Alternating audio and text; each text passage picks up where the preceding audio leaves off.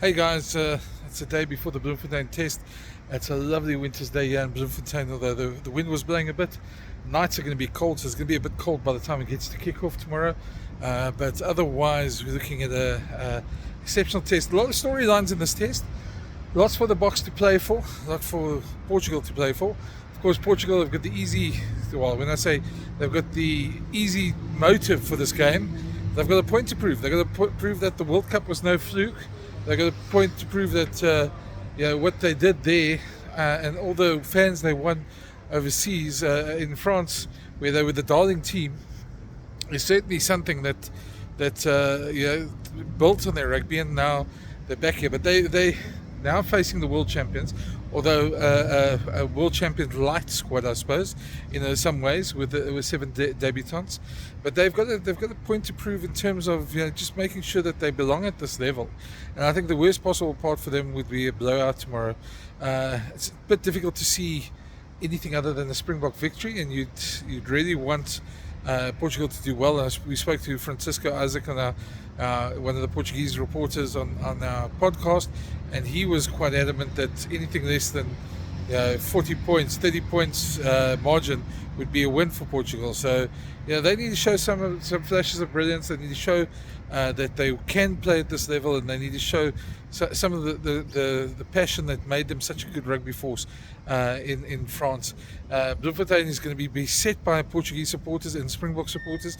Apparently some 5,000 of them coming down from Joburg and other parts of the country, and the passion amongst them is amazing to see. But saying that, Bloemfontein is chock-a-block. There's colleagues of mine who haven't found accommodation for this weekend. There's so much going on here. There's not a place to stay. It's real test match fever, very old school test match fever, and there's a lot going on in the Box as well. Because with some of the injuries that I said in previous videos, the injuries to Pieter-Steph du Toit, Malcolm Marx, and others, there are some real concerns in terms of depth. And we all talk about how great the depth is, but the youngsters need to step up now. And that's what this game is about. There's 7 youngsters here and a couple of players coming back from injury that need to place their mark on this game. They need to show that they can step up, and if there's an injury or two, and if guys like Malcolm and Pieter-Steph du Toit can't make the test match in Australia, the first one, that they can step into that void. And that's what we want to see. You want to see from all these youngsters who've been knocking on the door. They're getting their chance. They're getting an opportunity, and they need to make sure that they take that opportunity within a team environment, of course, within the systems that are set down for them. And the Box are very much about what you do for the team as opposed to what you do individually. So they have a different hallmark than probably we look at just watching the game. But if you have an exceptional individual performance like Edwin van der Merwe against Wales in the first game of the season, it's hard to see that a player won't get picked up after that, and might find themselves in the test team as well. They're definitely pushing the older players for some places, and in the new game plan under Tony Brown's attack, some of them are probably a bit more suited to that as well. It's also going to be interesting to change arms here, guys. So try that, yeah. It's also going to be interesting to see just how some of the players come back. Manie Lebok hasn't played since the World Cup for the Springboks. It's going to be interesting to see that he's there with the Sasha Feinberg Mngomezulu knocking on the doors for a space as well.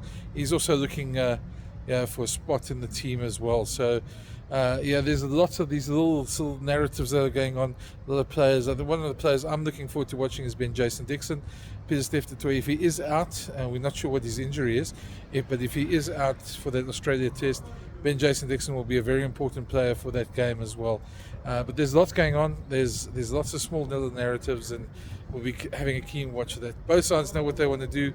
Both sides want to win, but I think the Springboks, their goals are a bit different to Portugal in this game as well. So it's going to be a massive game, and if you can watch it, do watch it. And if you haven't already, smash the subscribe button to follow me on this channel. It'd be great to see and leave your comments about what you think of the games as well. Thanks for chatting. It's always good to see you guys, and thanks for watching. Cheers.